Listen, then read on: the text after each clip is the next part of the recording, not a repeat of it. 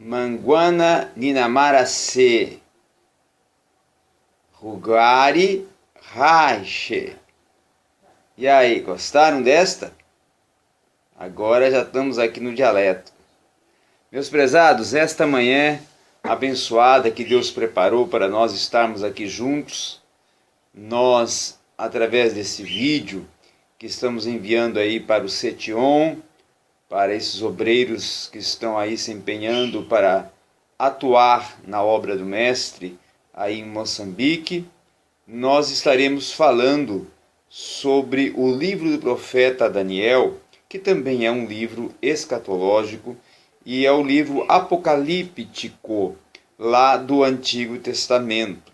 É ele que vai nortear as revelações escatológicas, 70% praticamente das revelações escatológicas do Antigo Testamento, elas estão condensadas em Daniel, e Daniel também vai ser um grande suporte para o Apocalipse, tendo em vista até que João, o evangelista, aquele que escreve e recebe as revelações do Apocalipse, vai ter no seu livro citações de textos que estão contidos dentro do profeta Daniel.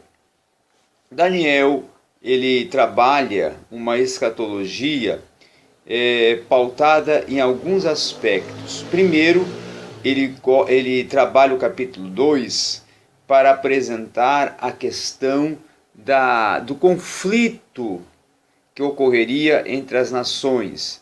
E aí ele vai apresentar justamente 4 nações, que são nações que têm um grande desenvolvimento e têm uma grande importância dentro dessa batalha, dentro desse conflito, dentro desse, vamos dizer assim, desenvolvimento de poderes que um substituirá o outro através de batalhas, derrotando um ao outro e assim assumindo o domínio e o poder. Então, podemos até iniciar essa composição antes de entrar lá na estátua de Nabucodonosor, e ali tem aqueles 4 as 5 divisões dentro da estátua. Nós vamos entrar no ano 444.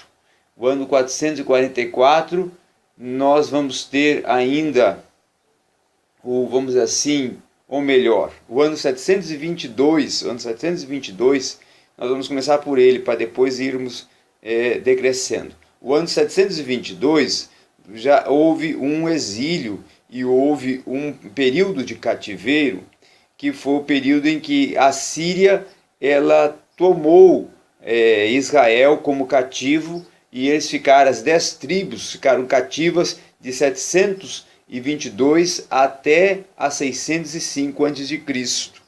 Período esse que essas tribos, justamente 10 tribos de Israel, ficaram no cativeiro, certo? Depois nós vamos ter o período daí que Israel é levada cativa para a Babilônia, que é profetizado inclusive pelo profeta Jeremias, que seria aqueles 70 anos que ficaria cativo justamente o povo de Israel lá na Babilônia. Muitos até confundem esses 70 anos de Jeremias com as 70 semanas de Daniel, mas são diferentes datas e porcentagens. Então, 70 anos de Jeremias é justamente o período em que Israel ficará cativo em Babilônia. E esses 70 anos vão ocorrer de justamente 605 a.C. até 539 a.C.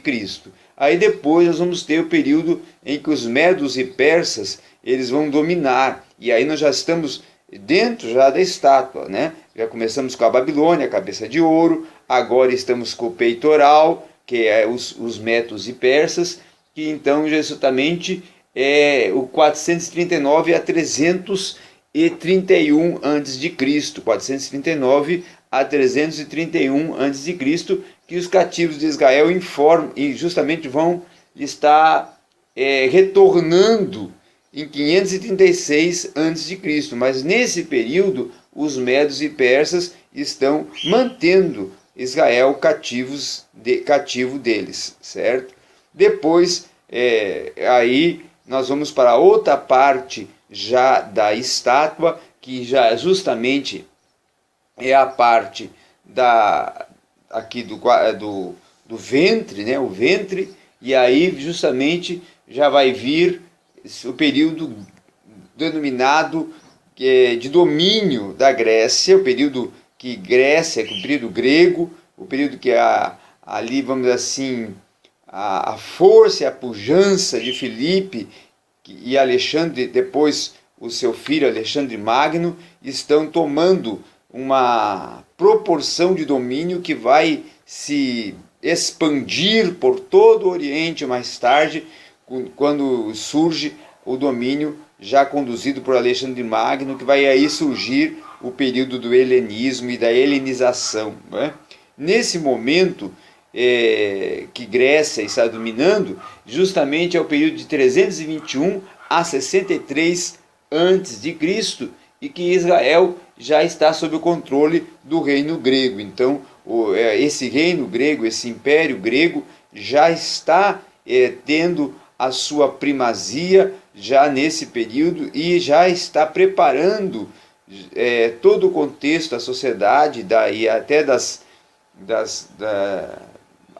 cultural e social e econômico para ser regido pela Grécia por um longo e assim expressivo tempo, aonde que vai ter aí o domínio não só, vamos dizer assim, econômico, mas cultural e intelectual, porque a Grécia vai estar vai subdominar e vai, vamos assim, trazer uma expressividade na parte cultural, porque a língua, a ciência e a própria religião politeísta e a própria cultura vai ser influenciada totalmente pelas intervenções do contexto grego através da helenização, e aí vai até surgir judeus helenistas e todo um desenvolvimento que vai vir junto com este domínio do Império Grego. Depois nós vamos ter aí a Roma.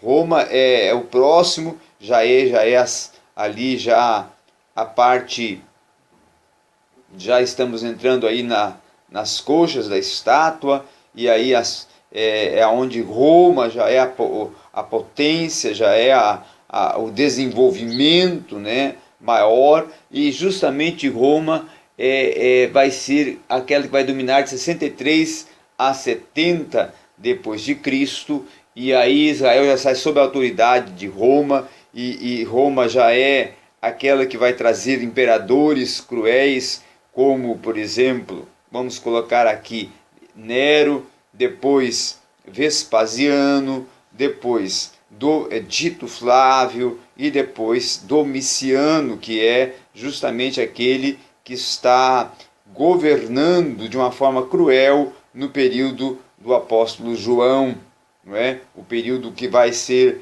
desenvolvido o Apocalipse. Não é? E nós temos também que ver que nesse período romano, que é o período que vai ficar ali com uma parte de fundamento, né, de base da estátua, né, que é a partes inferiores da estátua, né, dos membros inferiores da estátua, ele justamente é o período de maior, vamos assim, maior pujança econômica e também opressora, porque a Roma não vai ter só um domínio de grande expressividade econômica, política, mas também opressora, com seus imperadores que serão, além de cruéis, estarão oprimindo o povo de várias formas, de vários contextos, de várias maneiras. E depois, então, nós entramos naquela parte já de baixo ali da estátua, e justamente já é o momento que vai fazer aquele desfecho, né, onde aparece ali os pés de barro e de ferro, quer dizer, solúvel, vulnerável, quer dizer, algo que vai ruir, não é? Que quer significar o quê? Que esse império vai ruir, vai fragmentar-se, vai se dissolver, não é?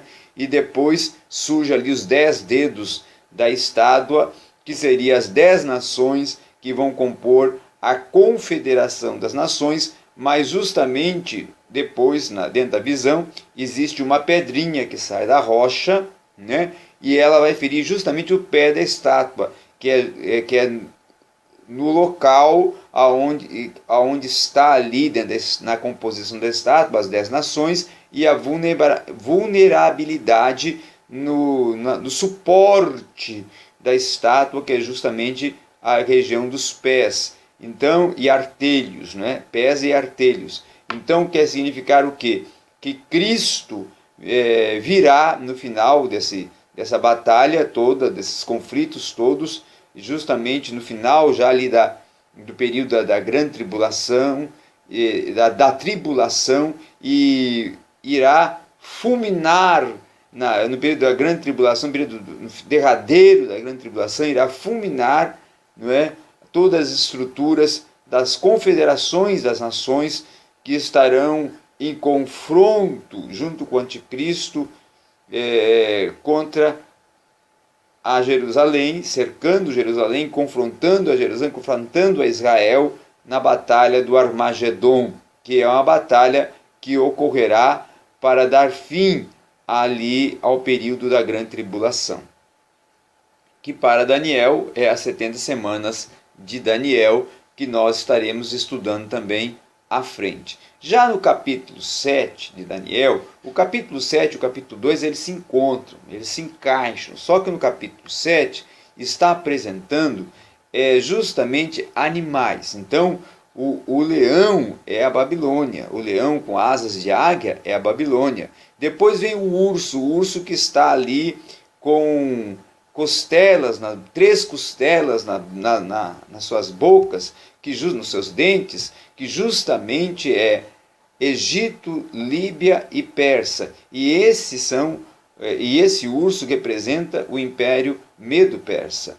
E depois vem aí a parte ali que vai aparecer o leopardo, e esse leopardo aí já é justamente a Grécia, e depois aparece o último, que seria ali o último animal, que já é Roma e o Império Romano, e assim que este império, este animal, ele tem uma forma, ou ele vai ter uma expressão de uma besta, né, na proporção de um monstro, de uma besta, de um dragão, não é? E ele tem 10 chifres, e dentre esses 10 chifres aparece um chifre, ou com uma ponta pequena. O que quer significar isso? Significa que na visão de Daniel, esses 10 chifres são as 10 nações que darão suporte para a ponta pequena, o chifre da ponta pequena, que é o anticristo, que vai ser o ditador do período da grande tribulação, tendo em vista que na tribulação quem estará conduzindo é o falso profeta, que está vindo a preparar o caminho para a vinda e o domínio total do anticristo de uma forma avassaladora e assoladora no período da grande tribulação, não é? Então, no contexto de Daniel está apresentando uma linha do tempo de como que vai ocorrer todas essas sequências de confrontos até chegar o período da assolação, o período da abominação, que é inclusive lá no capítulo 8, ele vai apresentar ali alguns desenvolvimentos entre o bode e o carneiro, né? O bode dando marradas no carneiro, o carneiro Então que é justamente conflitos que vai ocorrer entre Grécia e Roma e Grécia, e depois aparece então ali também aparece ali o próprio anticristo, e no capítulo 8 já na representação analógica ali de Antíoco Epifânio, porque algumas ações e atitudes e personalidade, caráter de Antíoco Epifânio vai tipificar e representar justamente a pessoa do anticristo, que será ou terá atitudes de profanação, de malignidade, de maldade, de frieza, de ideologias, uma falsidade ideológica e uma série de questões que são paralelas às que praticou e desenvolveu Antíoco Epifânio durante o seu período de governo e de domínio. Então, são esses os momentos que nós estamos juntos dentro de Daniel, porque as 70 semanas de Daniel nós vamos gravar em outro vídeo, para que nós possamos então estar tratando já do capítulo 9 e o capítulo 11 e o 12 de Daniel, que trazem 3 períodos distintos desta profecia escatológica de Daniel. Então, em Daniel, nós vamos fazer 2 vídeos para estar trabalhando esta, vamos dizer assim, parte escatológica do profeta Daniel. Obrigado a todos e estamos juntos no Setion.